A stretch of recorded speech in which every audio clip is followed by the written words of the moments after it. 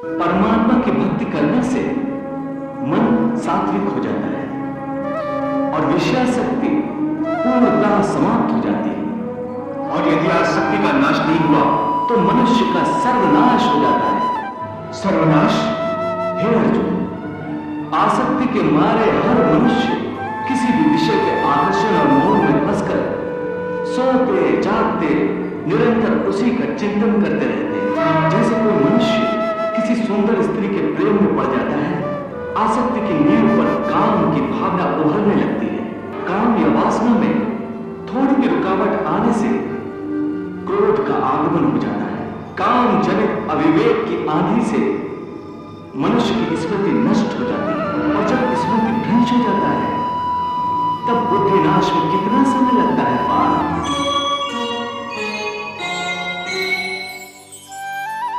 हे मधुसूदन, तुम कहते हो कि सर्वव्यापी परमात्मा की शरण में आए, परंतु उस परमात्मा का स्वरूप क्या है? मुझे अपना वो स्वरूप बताओ जिसकी पूजा की जाए, क्योंकि संसार में भिन्न भिन्न लोग भिन्न भिन्न देवताओं की पूजा करते हैं। क्या वो पाप है? नहीं अर्जुन, पूजा कभी पाप नहीं होती और जो प्राणी भिन्न भिन्न देवताओं की पूजा करते हैं वो भी वास्तव में मेरी ही पूजा करते हैं, क्योंकि इस विश्व के कण कण में मैं ही समाया हुआ हूं। ज्ञानी जन अपने ज्ञान चक्षुओं से मुझे हर जगह हर प्राणी के अंदर देख सकते हैं। एक विद्वान ब्राह्मण में भी मैं हूं, तो एक चांडाल के अंदर भी मैं हूं, गौ में भी मैं हूं, तो एक कुत्ते में भी मैं हूं,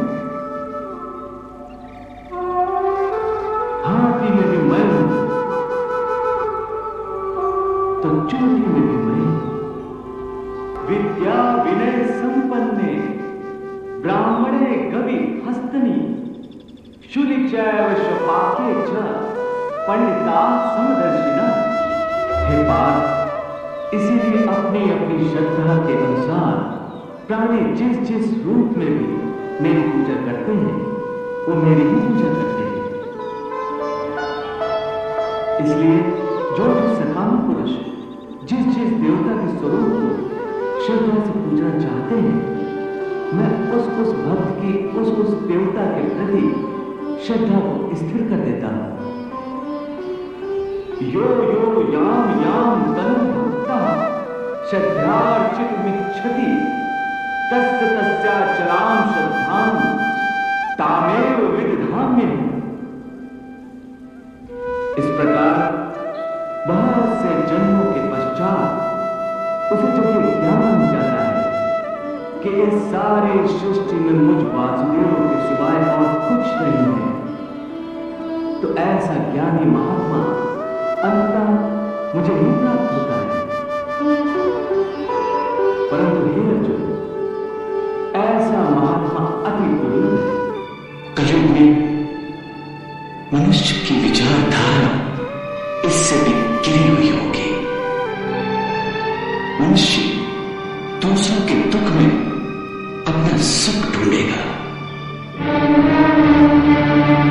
अपने परिवार का पेट पालने के लिए दूसरों की हत्या करने में भी उसे कोई ग्लानि, कोई पश्चाताप नहीं होगा। दूसरों के रक्त में सनी हुई रोटी उस स्वयं भी खाएगा और अपनी संतान को भी खिलाएगा। स्थित प्रज्ञ महापुरुष सुख दुख प्रत्येक अवस्था में आत्मिक शांति प्राप्त कर लेता है। परम आनंद में लीन होने से ऐसे मनुष्य को दुख और सुख कभी विचलित नहीं करते। ऐसे स्थित प्रति मनुष्य का मन उस दिए की भांति होता है जिसकी लौ स्थिर होती है, कभी डोलती नहीं। मेरा अंतिम उपदेश बस इतना ही है कि अब तक जो मैंने तुम्हें ज्ञान, कर्म अथवा योग आदि की शिक्षा दी है सब भूल जाओ और समस्त धर्म को भुलाकर केवल मेरे शरण में इस प्रकार आओ जैसे कांटों से लहू रुहान और कीचड़ से लथपथ एक बालक